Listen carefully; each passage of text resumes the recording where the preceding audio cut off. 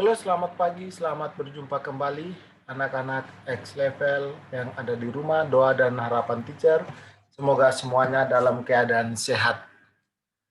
Hari ini kita akan belajar tentang kita mengulang lagi tentang topik anugerah keselamatan. Ya. Sebelumnya mari kita berdoa. Kami mengucap syukur kepadamu ya Allah atas kesempatan yang Tuhan masih berikan kepada kami untuk bisa belajar firman-Mu. Kiranya Tuhan menolong kami, supaya kami boleh mengerti, memahami akan apa yang kami pelajari pada saat ini. Dalam nama Tuhan Yesus Kristus Allah kami yang hidup, kami berdoa kepada Bapa di surga. Amin. Dosa membuat semua manusia berjalan menuju ke neraka.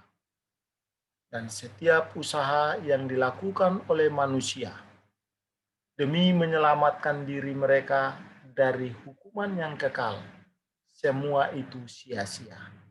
Tidak ada satupun usaha manusia yang berhasil menyelamatkan diri manusia dari hukuman api neraka.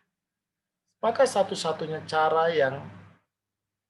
agar kita bisa selamat dari murka Allah adalah menerima anugerah keselamatan yang datang dari Allah.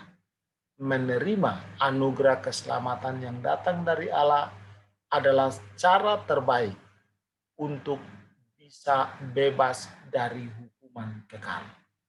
Datanglah kepada Yesus, percayalah kepada Tuhan Yesus Kristus sebagai satu-satunya Tuhan dan Juru Selamat. Ketika kita percaya kepada Kristus, Kristus akan memberikan pengampunan kepada kita.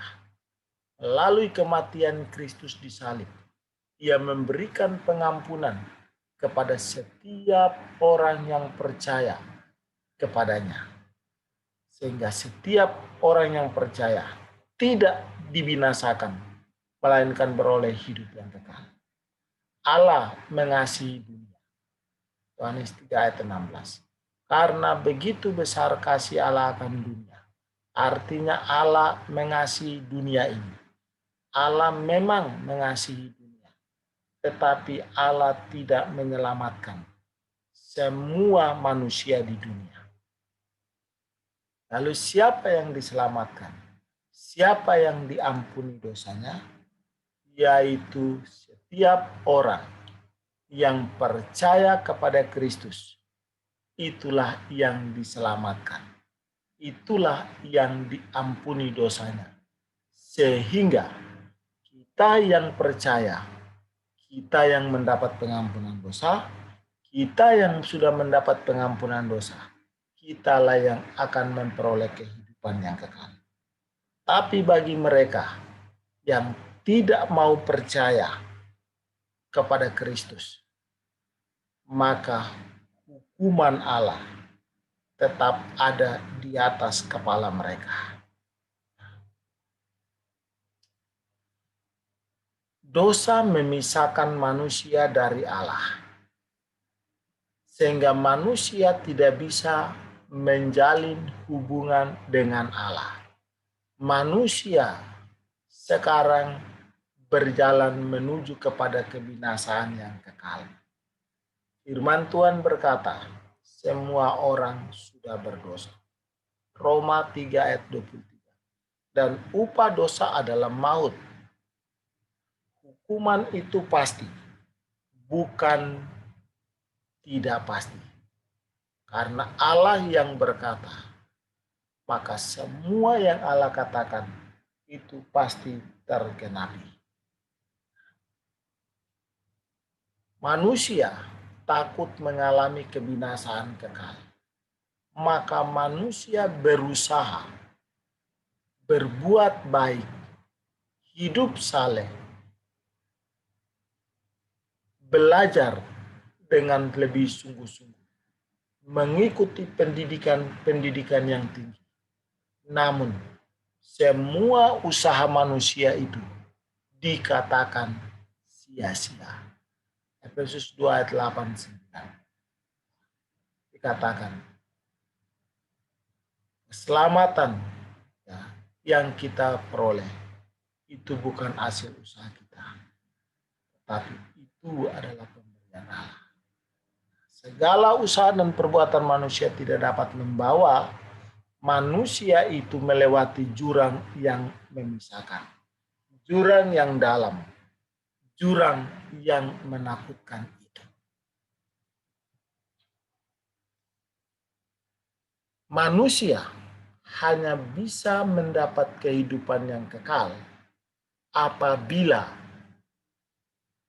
mendengar firman Tuhan, percaya kepada Kristus, menerima Kristus sebagai satu-satunya Tuhan dan Juru Selamat pribadinya.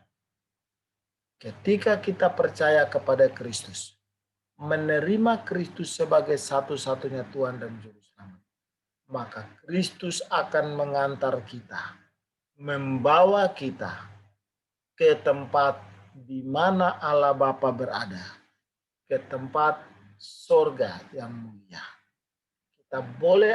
Kita dapat memperoleh kehidupan yang kekal, kehidupan yang selama-lamanya, kehidupan tanpa kematian. Itu hanya kita peroleh di sorga yang mulia.